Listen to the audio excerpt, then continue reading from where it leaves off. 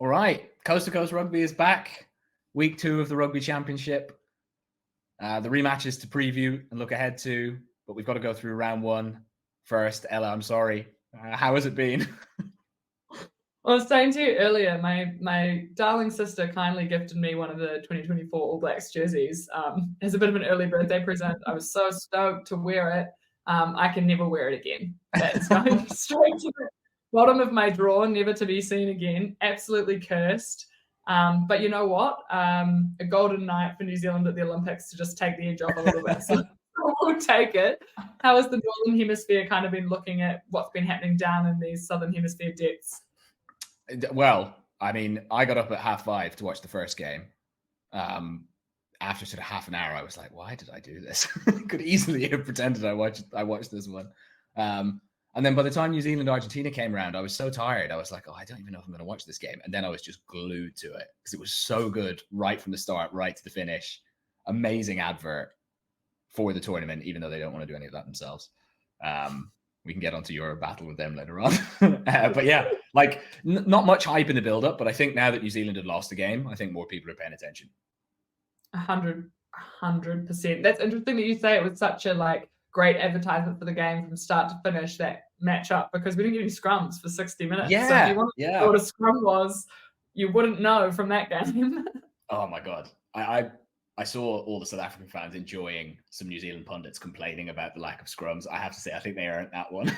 I couldn't believe the way they were talking about it after the game.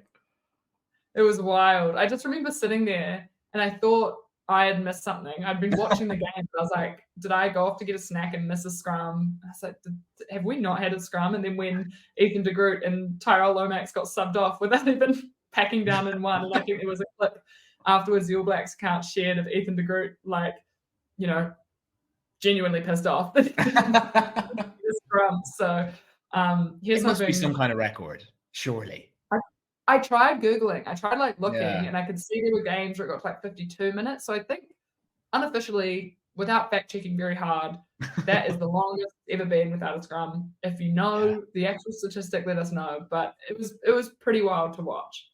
Amazing. But yeah, it sort of. I mean, we can. Do you want to start with that game, or do you want to start with South Africa and Australia? Let's do South Africa and Australia. We can yeah, first. Oh God, it was like a training match at times, wasn't it? That first 30 minutes I was kind of watching like this. It just hurt for my Aussie neighbours. The South Africans they're plotting something for sure, and it feels like they're on the edge of the precipice of greatness. They really are. Yeah. I mean, and it's crazy that you say that about a team that's won the last 2 World Cups, but it literally feels like they're about to add that the missing piece. It feels like the attack is going to click, and with the forward power and with Sasha giving them legs and pace from 10, getting the ball out quickly, getting so much width on it. Who's going to be able to beat them if they successfully pull it off? I don't know if it's us. I've lost all confidence. Especially not in South Africa. But I think you were saying earlier, there's no holes. No. It just feels like every single player, whoever they put on the pitch, is going to be performing out of their skin and putting in some all-time performances. It's great to watch and an exciting time, particularly if you're a Springboks fan. Yeah, and do you know what? It's not just that, but the defense doesn't really appear to have suffered at all. If we take those 2 tests against Ireland, even the second test where they lost, their defense was brutal the whole game. It's still incredible, even when everything else wasn't firing. And I felt so sorry for the Aussies. Every time they carried the ball, they were just getting absolutely battered, and they carried way too much as well. I don't know what feed you got, but we had Aussie pundits. Yes. I can't remember. I can't remember who said it, but after about half an hour, he was like, "Yeah, I reckon they just need to keep moving these big South Africans around the field, tire them out." And it's every single Wallabies player was blowing. You could see it, sucking air. And South Africans are barely broken a sweat. Was it Hooper? I think it was Michael Hooper who said that.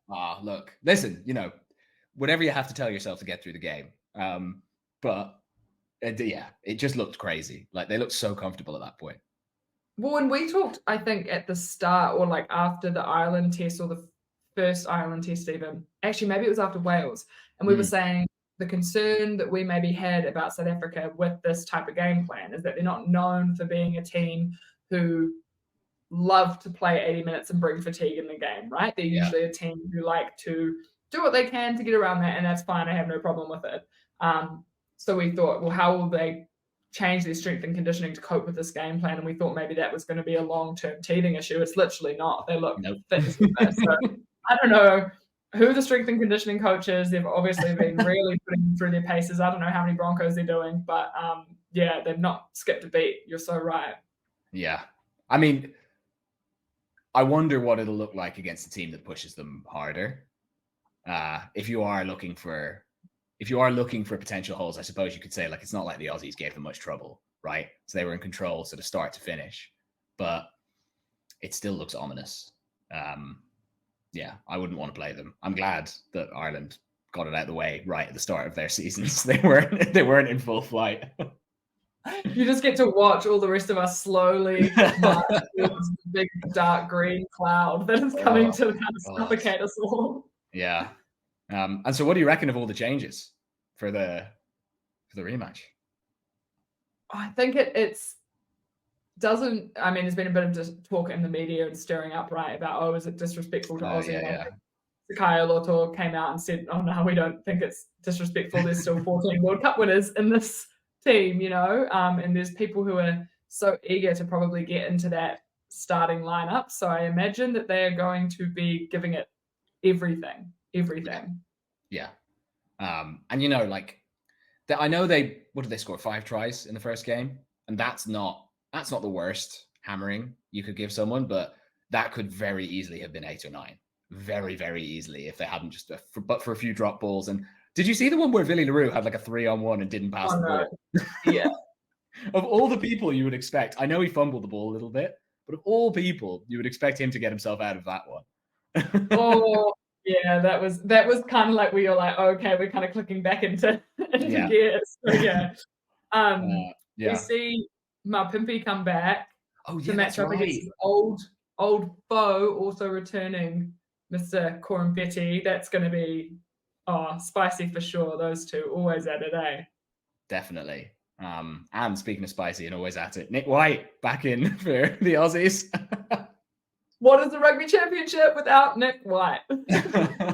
Yeah, Nick White versus the entire nation of South Africa. Hopefully we get a couple of good social moments out of that. Nothing will ever top when Scott Barrett told him to shush. I think that was... Oh, yeah. Oh, God, I'd forgotten about that.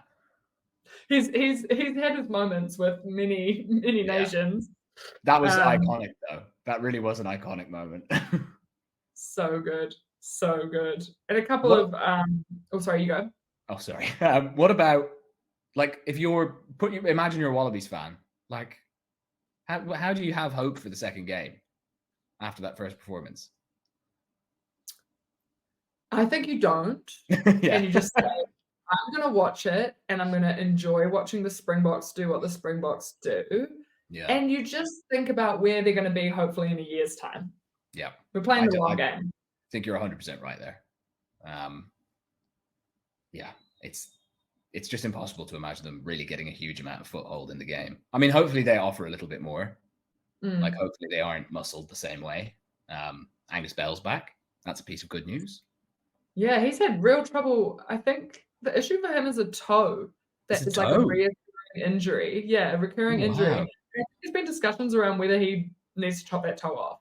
Oh my God. I might have it wrong, but I'm pretty sure it's toe. That keeps, like, they haven't just got it right and it keeps giving him grief. But I'm excited to see him back because he, last year, name on everyone's lips, one of the best players in the world. And, you know, I think the Australians probably aren't at a point where a single player can galvanise them to victory, but just little micro moments that can prove, I guess, that they are going to be competitive at this level again. Maybe not this weekend entirely. I would love it. But I think we're playing the long game. Stay the course. Aussies, be patient. Yeah, I think you're absolutely right there. I am intrigued to see, because I think there was a clear Schmidt game plan. You know, he came up with something. He's like, all right, we're going to try and limit them. We're going to disrupt the breakdown. We're going to keep it really narrow. Didn't work at all. I wonder if it's like a variation on that theme this week, or if he's going to try something completely different. Because normally he wouldn't be a guy for like big swing decisions, but it went so badly last weekend. Do you think he thought it would go that badly? I don't know. I don't think he would have been under any illusions how much better like the world champions are currently than Australia. Like I think he would have known that, but did he think that because I thought they actually competed okay, even though they conceded a try, they actually competed okay the first 10 minutes. Like the physicality was good, but then they just got so tired as the first half wore on. They were making so many tackles. So he probably didn't expect them to have so much trouble holding onto the ball and to allow themselves to get that gassed that early. So if they can hold the ball a bit better, like that should at least be better this week, you know? We'll take it. And then I've also been wondering, we'll get a reaction from the Aussies because they got humbled a bit last weekend. Is picking a sort of a second string from the Springboks like kind of a genius move to counteract that? Or am I just doing that post-rationalizing thing because we all think Razzie's a genius? What do you mean? Come on, tease it out a bit more. What's your thoughts? If you're going to expect a reaction from Australia, I always think that when there's a reaction coming from the other team, you don't just want to pick the same team and do the exact same thing because they've got the jump on you now. They're going to be wise to what you're doing. So to mitigate that reaction, you have to make a few tweaks. Mm-hmm. And is it a genius move to be like, we're not just going to make a few tweaks, we're going to change everything? You've got no analysis on this group, maybe one game against Portugal. That's all you've got to go on. And by the way, all of these guys are desperate to get into the best team in the world. So that intensity level is going to be high. I wonder if it's not a genius strategy to mitigate all of that. I don't know if you're far off, you put forward a compelling argument. I think as well, it also takes out any one-on-one grievances, right? That can be used as motivators, completely giving them almost a blank canvas. You're right. And we were saying earlier, weren't we, that everything Russie does at the moment feels, because he's been so successful, it feels intentional, it feels plotted, it feels strategic. It's never reactionary, right? It's like, this was his grand plan all along, and so you feel like, okay, if they'd won by X amount, they had this plan, and if they, it was close, they had this plan for the next game, which is probably true of all teams, but I think we've just got to that kind of mythicism around Russie and his genius ways that, you feel like he's always scheming and he's always a step ahead. Did you see that video of him dancing after a few brandies from the weekend? Oh my gosh, barefoot. I'm not ready for whatever happens when him and Razor are like in the same like post-game celebration. It's like a video your uncle sends you, like the half-empty wine bottle in the foreground, which nobody's even bothered to move, and just a little bit of boogie is just classic. And when he went to zip up his jacket, that obviously unzip, and it. Oh dear! And again, it's like either genius PR and branding from Rassie, or just a guy just living his life. Like who knows? Who knows? What a guy! What a guy! What a guy is right. Yeah. So shall we do a prediction? Yeah. How much did they win by last week? What was it? 32-7?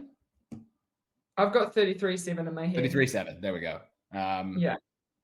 So I think it'll be less. I don't think they'll win by as much. I think they. You go. Sorry. I just still think they will win by like 18. Like I still think it'll be comfortable. It'll be 13 plus. I just think that the Aussies might hopefully get a few more notches on the scoreboard. That's what I'm hoping for. But I don't think if we missed anything from that. Oh, how good was Sasha Feinberg and Gomazulu? We didn't talk about that. That's like a test-ready player. He is totally destined for his spot in this team and what he's going to do at international. I see. Everyone online's calling him an industry plant, which I think is so funny. Like so he's just ready to go. But it does feel like they opened the packaging and they pulled him out, and it's like one test match 10 ready for you. And Peter-Steph du Toit in the second row. Oh, brilliant game. Machine. Also, how funny is it, like, from from the stadium camera angle on the field, like the resemblance between Ben Jason Dixon and him.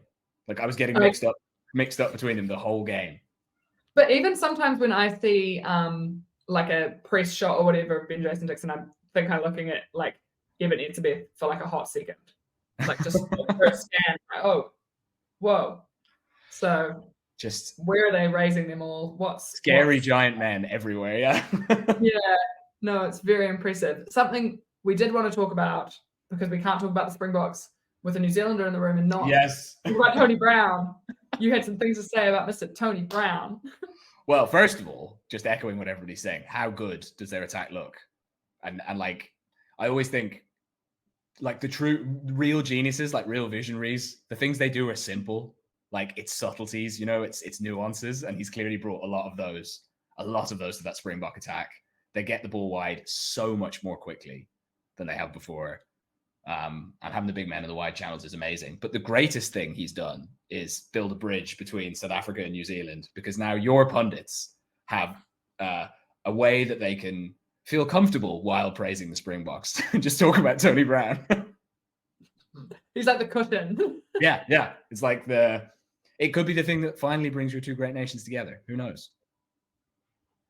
Yeah, that could be. I don't know if you asked some of our friends on Twitter if they'd say the same, but that's okay. It's a work in progress. We'll see what happens after those tests this year. Yeah, that's true. I wonder if it'll be so cordial around that. It's interesting to think of like people who come into coaching environments and having an impact. And I guess in New Zealand, we're kind of talking about Razor coming in and people expecting him to have an immediate impact, and maybe that's not realistic. But then you see what's happening with Tony Brown, again in an assistant coaching capacity, and being able to just focus on that. But like, it's fair to say it's been a pretty immediate impact, unless this was Rusty and he said Tony Brown is the man to communicate this plan that I have. I don't know. But I think it's easier coming into an environment where literally everything is working well. And there's one thing that you need to fix, and you get to come in as the specialist, and they get to focus 100% on what you're doing, right? Like South Africa, I'm sure they still do some work on defense, but they have the best defense in the world. It's not like it needs a ton of upgrading.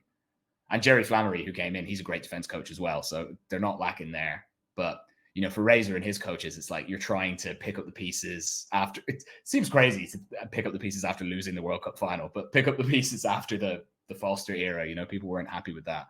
You were telling me today about the Sam Whitelock quotes about how they weren't being properly coached. And yeah, I think it's much harder to come in and have that immediate impact in an environment like that.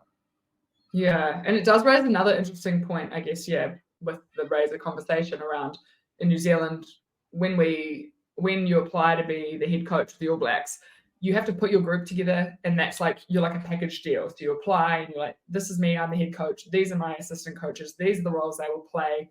This is my squad, this is my team. And so it's like, it's not like you get the head coach and they work with the union or whoever to pick the best people for the job and other people apply. And so I wonder, with, you know, Tony Brown now being with South Africa, if that kind of process means that we maybe not discrediting the current coaches, but are missing out on certain coaches who may be best for the job because they're not attached to the right horse. Because Tony Brown actually did apply for the All Blacks job, but he applied alongside his good friend and, you know, Japan co-coach. Well, you know, they worked together at Japan, Jamie Joseph. And so, you know, and then Jason Ryan, you know, he got bought in from the Razor ticket into the Foster era after things weren't working. So you just wonder if like maybe we need a little bit of a rethink about that. I'm not saying Tony Brown would have got the job, who knows, but and maybe I'm only saying it because he's doing such great things with South Africa. Well, no, but that's worth bringing up, right? Because like, it's not as though he was coaching in obscurity. Like, everybody knew how good he was. Everybody knew that he's kind of, if you're talking about visionary attack coaches all over the world, he's one of the top guys, and he's from New Zealand. You're changing your coaching ticket and he's not there. Not only that, he's gone to work for your biggest rivals. Like, that has to be seen as a miss, right? Like, if you're inside the New Zealand Union, I'm sure when that was announced, everyone was kind of scratching their heads, feeling a little bit sorry for themselves. Yeah, I mean, of course, it's a global game. Not everyone can get the jobs, right? And people are going to go and coach overseas, and that's fine. And the IP is going to get distributed, and hopefully it all balances out eventually.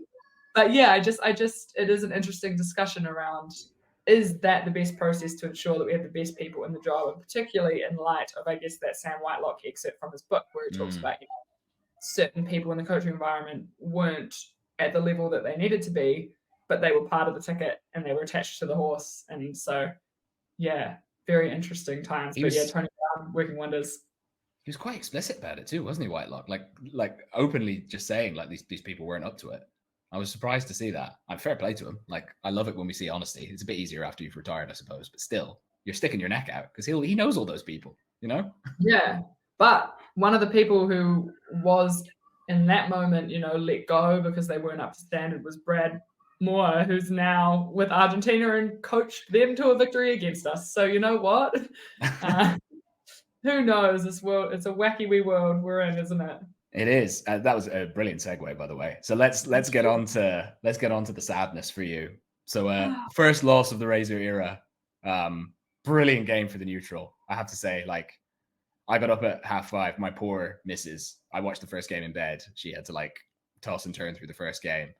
But the second game, she was glued to it. It was incredible.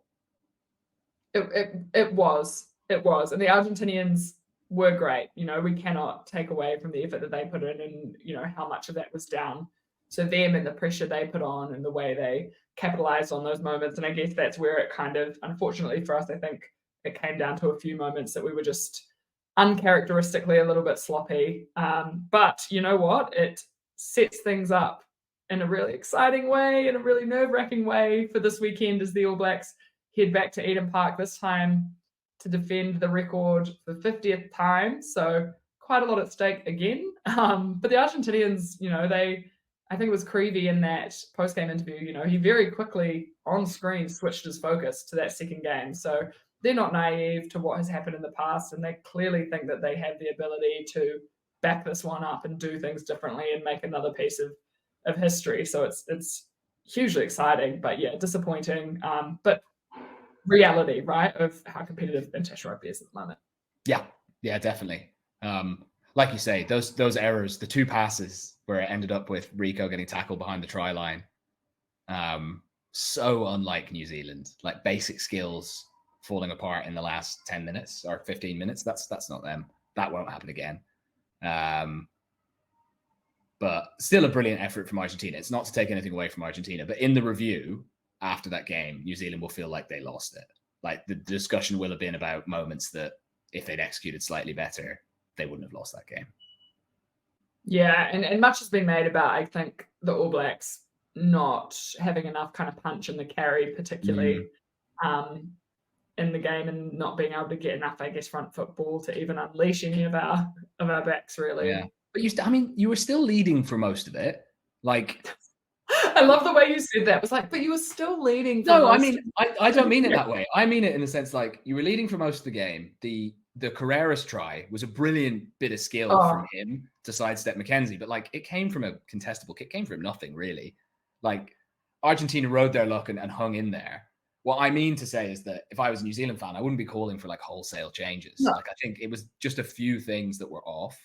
And I think carrying, like they definitely need more carriers, right? They need more big lads to punch it up the middle and get that quick ball. Because when they did get quick ball for the Talea try, for the Leonard Brown try, like you saw how dynamic they look, and you could see exactly what the game plan was in those moments, but kind of only in those moments. Yeah, a positive though, and actually I'm interested to hear your perspective. We're in a locking crisis. Yes. Actually, we've just had another lock called in, Isaac Walker-Leawede from the Hurricanes, because Patrick Tuipulotu is injured. So that's like our seventh lock. Pretty much everyone's getting a run this season in the All Blacks. But Sam Darry, I think, was a real positive, and I was interested in what you maybe thought of him, because it was probably your first time. Yeah, I'd never seen him before. Yeah, he looked great, didn't he? Like line out was really good until he went off. He got the try. Like you love to see a second row getting up there after a big break like that. It's brilliant to see. Yeah, I thought he had a really good game. And you're building depth there right now. Everybody knows there's a lot of injuries. You're missing loads of really good players. Yeah, I would say that would have been like a real positive. Like I'm sure he got a little round of applause in the dressing room afterwards. Like he had a really good game. Yeah, it kind of feels like, I feel like I'm watching not to predict something that I don't know, but like I can see stability having Sam Derry in the team long term, and he looks comfortable at test level, which is great given circumstances. Real highlights for the Argentinians, and we've talked about Carreras in particular, Matera, oh my gosh, machine. I was going to say the back row, just all three of them. Like it's they complement each other so well. Like they're all, Gonzalez has a few more classy touches, but I will say though, Matera, when he put Chocobares through the hole for the Cinti try, that was brilliant from Matera. The three of them are just monsters. Yeah, I wonder how excited Pablo was about that, obviously, given that he did that season with the Crusaders. Under Rosie, that's a nice another crazy little what are the word I'm looking for? Little stories, I guess, and little relationships and connections between these two teams. Did you see his post-match interview on the pitch? What? No, I didn't. The interviewer asked him, she was like, how are you motivating your team? You're the captain. What were you saying? And he was like, I think I'm super annoying out there, honestly. I think people wish I'd shut up. And he's just that guy who's just in your ear constantly. But yeah, what a performance. And Creevy as well. Yeah. I thought he was done. He's not. I thought he was done too. I just assumed he'd retired. But yeah, God, what a moment for him. I can imagine being 39. Someone asked Wolf Tuingafasi at the All Blacks presser on the Monday and was like, does it give you hope seeing Augustine Creevy that you can still be playing at 39? He was like, well, my body feels okay, but I haven't thought too much about still playing at 39. Yeah, you've got to have it's got to be a real obsession for you to carry on that long. But yeah, I mean, they had really good performers all over the field, actually. Did you think much to the centres? I thought Chocobares and Cinti were amazing. Like, over the 80 minutes, definitely outshone the All Black centres. Yeah, I would say so. And I don't know if it was one of their centres, but whoever stepped kind of Antoinette Brown when he got caught out of the line, he just didn't have the pace to go and get back and get him, So I think, it was all over the park, really. High numbers of ratings. They can be, what a moment, really, for them. And Wellington continues to be a horrible place for the All Blacks. I saw a lot of people being like, can we just not play games there anymore? But, do you think, because I'm sure, they're probably strategic with who they play at Eden Park, right, in order to, but can they do that? Like, would it not be super shady if they just stopped playing games in Wellington because they didn't want to lose there anymore? I mean, if I lived in Wellington, I wouldn't be very happy. But I think it's one of those. If it worked, I don't think anybody complained that much. No, so true. So true. So we look at the teams for this week. Yes. Lots to talk about there. Plenty. Argentina, we've seen some movement in areas that they show dominance in. So you thought maybe we'd see some consistency. Yeah, I can't decide whether I like the fact that it's a little tweak to keep the opposition guessing and maybe to like a bit of variation is probably good. Kremer's gone into the second row. They brought in Oviedo at number 8. He's a big ball carrier. So will that help having those extra meters in the team, or is it going to upset the balance and you won't get that kind of dogged performance that you got from Kremer, Gonzalez, and Matera as a unit? So that kind of remains to be seen. But the one I'm really surprised at is they've gone 5-3 on the bench. So maybe the whole thing is injury enforced. Like maybe they're not confident with second row cover on the bench, so they feel they've got to put Kremer in there. But I thought the 6-2 really helped them last weekend. Like when they needed to hang in there and hang tough, it's great to have those extra forwards on the bench. And there's so many, you don't really want to take any of those backs off. Like who would you want to take off? Like even Moroni, who when you looked at the back line at first, you would have maybe said there's the weak link if there is one. Like Moroni was fantastic. So yeah, I'm intrigued to see. Because I'm a Leinster fan and obviously grew up watching Contepomi playing for Leinster. Like I'm such a big Contepomi fan. I think he's a doctor, isn't he? So he's one of those clever guys within the sport. So I reckon he'll have a really good master plan for the game. But I can't wait to see it. Fun fact, everybody: the last time Argentina played at Eden Park was the 2011 Rugby World Cup quarterfinal against the All Blacks. Playing in that game was Felipe Contepomi. So that man's been there before. But I just think that's wild. We talked, I think, he had that matchup with Scott Robertson in 2001 where, Razor scored that try to win them the game, and then he was there at Eden Park. There's some great stories, and I wish the Sansa social media was We'll tell you what, take us through New Zealand first, through the changes, and then we can talk Sansa. Okay. Changes. We have one injury force change, which is Ethan de Groot out, bringing in Tamaiti Williams. Big boy, big carries. He famously at the start of the Super Rugby season went on this huge sprint breakthrough, pulled his hammy doing it, didn't score the try. So I hope if he gets the ball in hand this weekend, he has a bit more luck. But yeah, he can obviously draw in a heap of defenders and really pass over the game line. No changes otherwise to the pack at all. TJ Pettinato stays. Razor has said, I'm sticking by my man. DMAC is my 10. We were talking earlier. I think it's really interesting that is a philosophy that I believe in. I think after watching what happened to Richie Moronga, that you need to give your 10 time in the seat, control over your team, consistency, cohesion, all those things.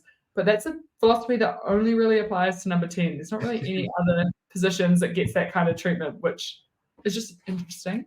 Yeah. I don't know why that would be. I don't know. You got to make so many decisions. You got to be 100% confident in the calls you make during the game, right? Like, you don't want to undermine that in anyone, especially if you think they're your best long-term option. I suppose as well, because often, not always, your 10 is your goal kicker as well, and that's such a mental game. Right? Yeah. The confidence is fragile. So yeah, it makes sense. And I'm pleased to see that, because I think, Kiwis were a little bit forgetful of our history, and I think obviously make some time, please. The other changes that we see then are in the back line. We have the inclusion of Caleb Clark, which I was really excited for and calling for. He is that guy in under the high ball, the contested balls. He's really been awesome in that this year, and he's a power winger, and I'm excited to see how he goes. He'll get meters. Absolutely. And then on the other wing, the return of Will Jordan. We thought he'd be coming back at fullback, but I think they said, you're up, but you haven't played that much rugby, especially at 15 for the All Blacks. So you are going on the wing. I think that's safe. And he's so, he's got the wheels. I'm excited to see him back. They call him the Ferrari. He hasn't done badly on the wing, has he, for the All Blacks in the past? So, yeah. Not really. No. And then if we're talking about wheels, Rieko Ioane back in the midfield, which I think, I don't think Anton Lienert-Brown had a bad game at all, but it sounds like competition for that 13 jersey in particular is so hot in the All Blacks at the moment. So I imagine Rieko had responded with a pretty big week probably of training and really made his mark. The exciting things. I wonder if it's defense as well, if that they're thinking about, because, Lienert-Brown, excuse me, he was good with the ball. He wasn't bad in defense, but the All Blacks in general gave up too many meters. So maybe they're thinking get Rieko back in there and just shore up the channel. Well, and that's the thing with Rieko, right? Is that even if he defensively maybe comes out of line, and that has been something people have said about him, he's got the pace to be able to get back and cover really quickly and scramble. You even saw it, yes, he got caught behind his try line from those wild passes, but he got back that wasn't his fault, though, yeah. Yeah. But, some people probably wouldn't get back there in time for that. Yeah. So that is the benefit, I think, in a defensive system of having Rieko there, and probably why he is one of the better defensive 13s in the world. Yeah. The exciting thing on the bench for me is I'm saying that this is the start of Sam Cane's redemption arc. He's named on the bench. I kind of would have liked to have seen him starting. But I think he's a really important inclusion for the All Blacks this week. Yeah, I think when the replacements came on last week, they did look like they were lacking a bit of leadership. Like maybe they just needed someone to organize everybody and calm everybody down. He'll definitely do that. He's a calm operator. He never really looks like he's blowing his top off. Is that the same? Cold, dead eyes. That clip. Oh, it well. I know exactly what I'm talking about. Yeah. He genuinely looks like he's on another planet there. He's left his body. Truly. I know that there's not that much room for that sort of sentiment in professional sport, but I do think he's obviously been injured since January. He has had a lot of time to think. He's had a lot of time to plot, and I think he's going to come back and he is going to remind people exactly who Sam Cane is, and he is going to have an incredible end to the year and an incredible end to his All Blacks career. He said at the press conference today he was looking forward to getting stuck into some real physical contests and hitting people, which is probably what we need, especially if we need more carries and we need Artie to be doing that work. So I think Sam Cane really balances out the work that Artie has to do. All right, well, predictions? Again. Do you want me to go first? Because I do have a strong feeling about this one. Like, at the risk of being wrong 2 weeks in a row, I think there's going to be a huge reaction from New Zealand. I think they'll win it. I can't see them losing 2 in a row, dropping the Eden Park record, and like not showing up and reacting for themselves and for the coach. You know, like I think there would have been a lot of soul searching in camp this weekend, because even though I actually said last weekend in a video, like in years gone by, the All Blacks would have won that game because the try with the forward pass in the build-up would never have been reviewed. It would have been given. You would have won the match. Like, hands down, if you got that score, I think it's over, because it would have just been too much for Argentina to make up. So you weren't far off it. And then obviously the 2 passes. But for that, you don't lose the game. So I think they'll win it this week. Yeah. I'm not used to being in this state, but it's just, I think it's newness and uncertainty, and we're still learning, I guess, what the game plan is and how we're going to play. So with that comes maybe a little less confidence. I think it was interesting watching some of the press conferences, and I think someone asked Scott Hansen, the assistant coach, about, you know, the response is expected at this point, right? Like historically, when the All Blacks lose, they come back and they respond. But like, how do you ensure that, right? Because it's not automatic. It's not something that's just going to happen. You're not just going to, as players, bounce back, and it's just the way of the universe, and that's what happens. You actually have to put work and effort into that. And Scott Hansen really acknowledged, like, yeah, we literally spoke about that this morning, that you actually have to earn and create the response yourself. That's not a given at all. So I liked that mentality. It gave me a little bit more confidence. But in saying that, Argentina are well aware of what they have to do, and of that fact, I guess, that like every time they've beaten the All Blacks, there's been a very big response following. So I'm backing my team, but I think it still will be close. I also think it's going to be raining this weekend here in Auckland, so that will change things a little bit. Not change, but that obviously impacts it in certain ways. I'll say All Blacks by 7. I was going to say by less than 10, so I think we're in the same ballpark. I just hope it's as good a game. Like, I don't really care who wins. I just that level of enjoyment and that level of hype to finish on a tournament that seems like allergic to hype. What's going on with Sansa? Oh, well, giving them credit. From what I understand, like, Sansa are a small organization, right? And it is the unions, and there's obviously all sorts of politicking and everything. So I imagine that it's a really small group of people, and they probably don't have a social media manager, but it shows. And it's probably someone's throwaway admin task. Yes, it does feel that way. Yeah.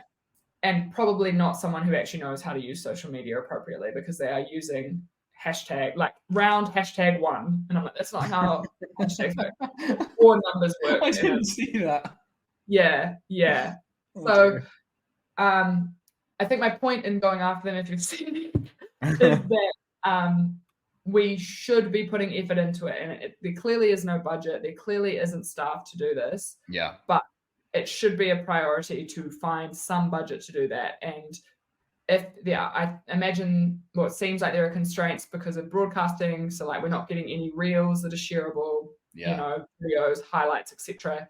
So if broadcasting is right for the issue, like, you're going to have to be creative in finding solutions, and there definitely are solutions, but you probably need to pay someone to help you do that.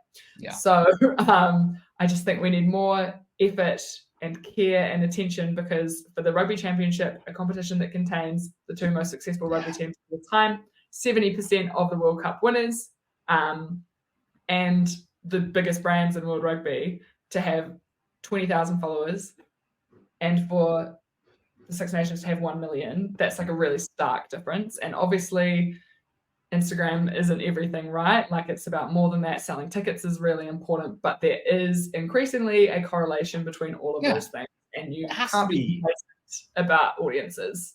Yeah, it has to be a big part of your strategy, right? Like, yeah. When I wanted to ask you actually, when the Six Nations is on, is there like a lot of marketing? Like, are you very aware that the Six Nations is on while it's happening? Do you see stuff on TV? Do you see stuff on socials? I see stuff on socials. I don't see stuff on TV. But you can watch it. Like, I think it's actually on our. Six Nations was on Sky Sport, but like the Japan Rugby League 1 and the URC Prem top 10 were all on our like free to air here, which is really cool.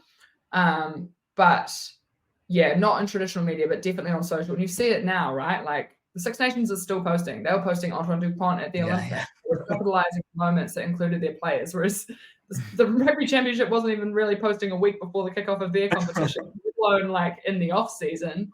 So it just lacks, any effort, any care, and like the things.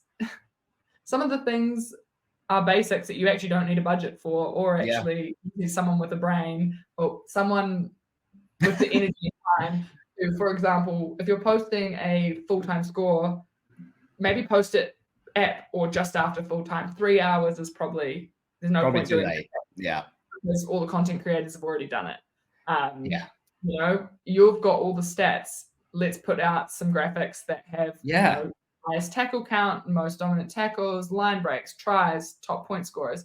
The other thing is I saw that they'd posted the points standings at the table. They posted on Twitter, but haven't posted it on Instagram, and it's been 3 days. Okay.